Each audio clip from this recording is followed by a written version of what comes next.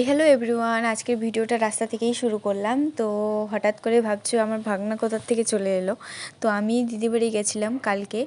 তো ভাগনাকে টিউশনে রেখে তারপর আমরা দু বোন মিলে বেরিয়ে পড়েছিলাম। আজকে নতুন একটা জায়গাতে যাচ্ছি, তো চলো তোমাদেরকেও শেয়ার করব কোথায় এই জায়গাটা। আজকে যেহেতু ওপেনিং ছিল তাই অনেক ভিড় হয়েছিল। পার্কটির নাম হচ্ছে শখের পার্ক।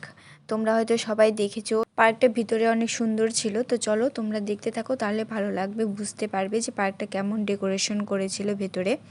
বাচ্চাদেরকে এই পার্কটা অনেক ভালো লাগবে, অনেক পছন্দ লাগবে তাদের, কারণ এই পার্কটা অনেক সুন্দর ছিল। বাচ্চাদের খেলার জিনিস অনেক কিছুই ছিল যেগুলো বাচ্চাদেরকে অনেক ভালো লাগবে। সায়েন্স সিটি, সিটি সেন্টার তো অনেকবারই গেছো, তো এই পার্কেও একবার ঘুরে যেও, তোমাদের অবশ্যই ভালো লাগবে।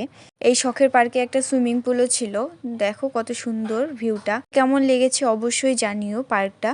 সাথে এখানে খরগোশের জন্য অনেকগুলো বাড়ি করে দিয়েছিল। দেখো তোমরা কত সুন্দর লাগছে এই বাড়িগুলো, ছোট ছোট, বেশ দেখতে অনেক সুন্দর কালারিং করে দিয়েছিল। দেখো এই বাচ্চাটা অনেক এনজয় করছিল, এই খরগোশদের সাথে খেলা করছিল।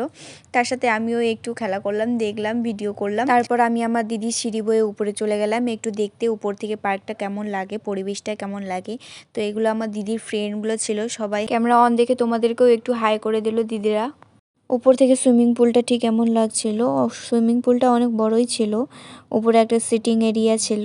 যারা তোমরা একটু গ্রাম্য পরিবেশ ভালোবাসো তারা এই পার্কে আসবে, একটু টাইম স্পেন্ড করবে, অনেক ভালো লাগবে। শহরের কোলাহল থেকে একটু দূরে গ্রাম্য পরিবেশে অনেক সুন্দর একটা পার্ক হয়েছে। তোমরা অবশ্যই এখানে ভিজিট করবে একবার। আর এটা ছিল সেখানকার মেনু কার্ড।